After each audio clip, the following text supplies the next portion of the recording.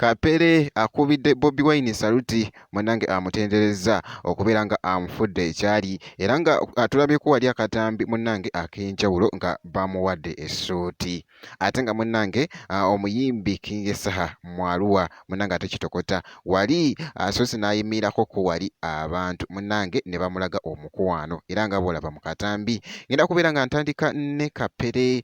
munange akatambi akatwedize ennyo wali ku mukutu munange ate ogwa TikTok kakati Kapere baana balenzi bano bayite ba Royal Fashion Star munange era nga bebambaza King Saha munange bavuddeyo munange ne bayamba Kapere ne bamuwa essuuti era nga Kapere agambye nti nno be bagenda okubeera nga bamuwambaza mwana mulenzi katugeze nga alina walagako like ng'azannya comedy we bagenda kubeera nga bamuwambaza Kapere era nga bolaba mu katambi awo nga munange nga ali mu kwebaza n'omukulu Bobi Wine okubeera nga amufudde kyali ensangi zino munange ate ku mikutu egy'enjawulo kuba atradinga nnyo bwe kityo tunuulira katambi.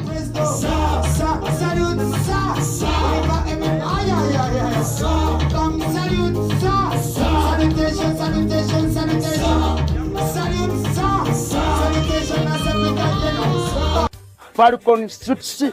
abakulu bano nga bw'obalaba noono mumulaba bannange Robert Kyagulanyi Ssentamu wallahi nkwebaza webale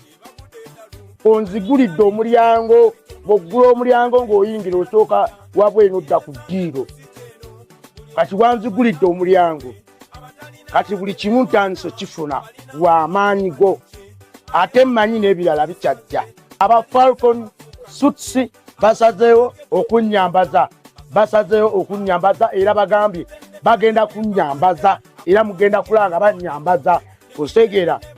Royal Fashion Star yono omwami kati ono omwami ye yayambazza King Saha ng'agenda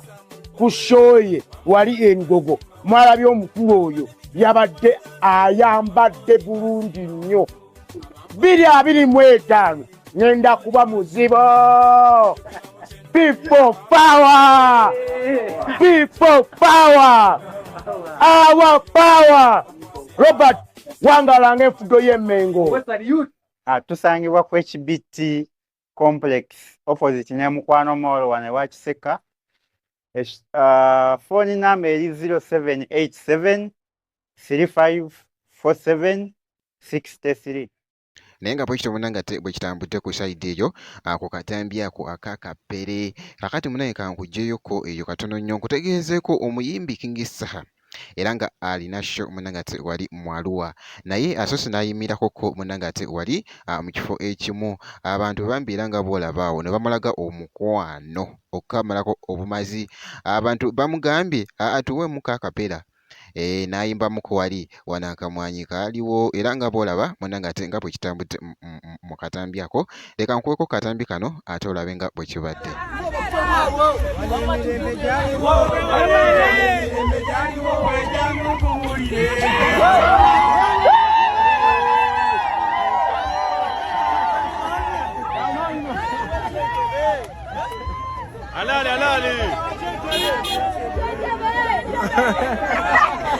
naye nga bwe kityo munange ate bwe kitambudde ngenda kubeera nga nkomawo nezi updates endala making sure nti no subscribinga obeera nga tonnaba video osobola ogimpeera like nakyo kibeera kitambwera ddala kankomewo katono nnyo.